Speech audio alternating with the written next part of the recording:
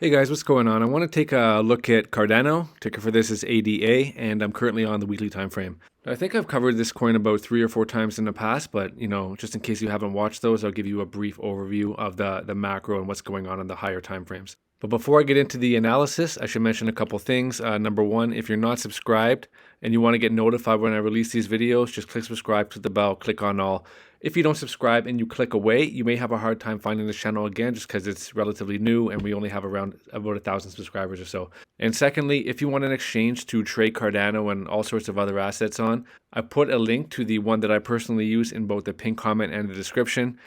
Few reasons why I like it. They have a lot of coins. They have a really nice, easy to use interface with some cool features that I think make trading a little bit easier. And they don't require KYC. And there's not many centralized exchanges nowadays that don't require you to submit personal documentation. So if you don't want to send copies of your driver's license and passport and all that stuff into some people you don't know, the exchange that I link to in the pinned comment in the description, they won't hassle you for that, okay? So anyway, yeah, okay, let's take a look at ADA. So if you're going to trade this, I recommend drawing a couple horizontal trend lines, okay? The first one's going to be right here. And the reason being, I'm on the weekly chart. It was the basically where these two candle bodies intersect right here. If I drag this chart around, it was resistance right here again. And now that the price is coming down to it, it's going to be a significant level of potential support. And that line is around about 17 cents, about 0.1721 is where I have it. Okay, the second line that I recommend that you draw if you want to trade Cardano is going to be right here at around 30 cents, so 0.30. Yeah, 30 cents. Keep it simple.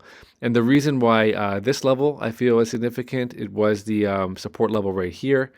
And when we came down to it, it was support right here for about a month. These are weekly candles. When we broke back above it, it was support again. You see we wicked off of it right here. And once we broke below it, again, it was resistance, right? So this line is just kind of flipping relative to the price. It's either a support level or a resistance level, right? So if the price is able to kind of turn around here, expect this level to be a potential level of support.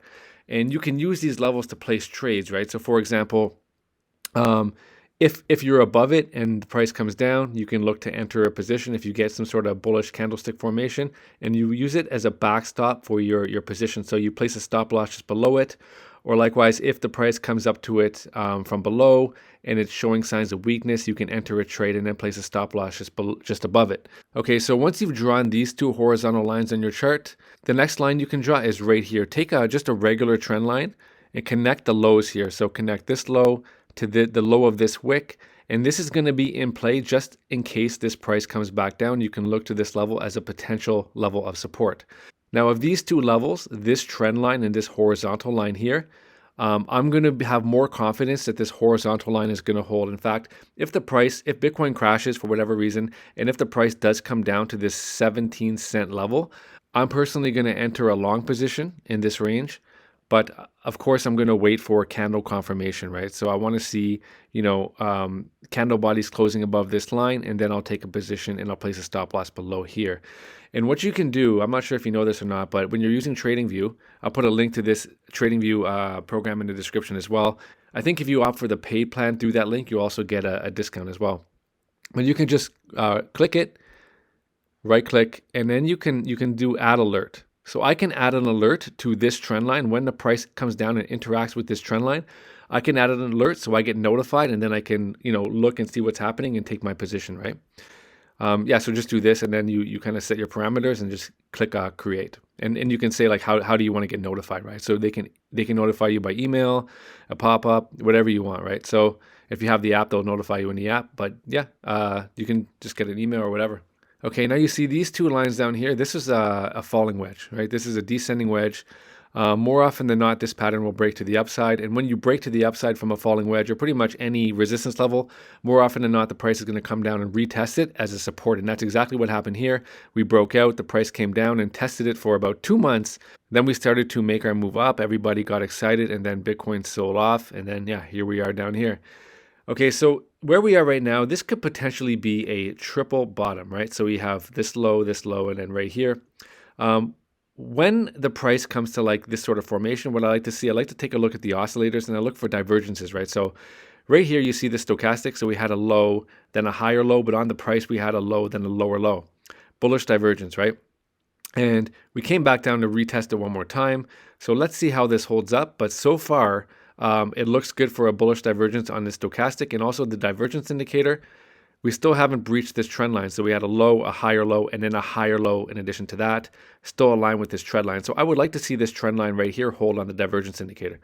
So yeah, weekly time frame, potential triple bottom, a bullish divergence on the oscillators. This to me looks pretty good. Now, would I take a trade right here? Personally, I don't think so. I mean, long term, if you believe in Cardano and you like what Charles is doing, you're a big fan or whatever, and you want to hold this for a year or two, then yeah, obviously this is a great time to accumulate the project. For me though, I'm looking for trades, and when I enter a trade, I'm looking for a good risk reward ratio, and in order to get that, I need to have a tight stop loss. And right here, for me to enter this trade, I mean, my first target's going to be up here, but where do I put my stop loss? It's got to be all the way below here. So I'm not going to get the kind of risk reward that I'm looking for. However, if the price does come up here, for example, then I can use this line to buy against this line and place my stop above, right? Or likewise, if the price comes down here, to this trend line, which is not a valid trend line yet, we only have 2 touches. But I would anticipate that, a lot of buyers are going to look at this. This may be a level of support. I can buy against this. And then obviously, if the price comes down here, I can buy against this. Now, another interesting thing about where we are finding support and where we broke out of this falling wedge, I'm going to switch it back to the weekly time frame. And if I run a Fibonacci from the swing low all the way up to the swing high, that's going to give me these retracement levels. And here, let me show you from the bottom to the top. And look at where we are right now, okay? So we got support. This is the first level that I look at, 38.2. This level here held us support for several months, okay? Then we broke below it. We came down to the 50, okay? We broke the 38.2, the next level down the 50%. Look at the initial reaction we had exactly off the 50% retracement level, okay?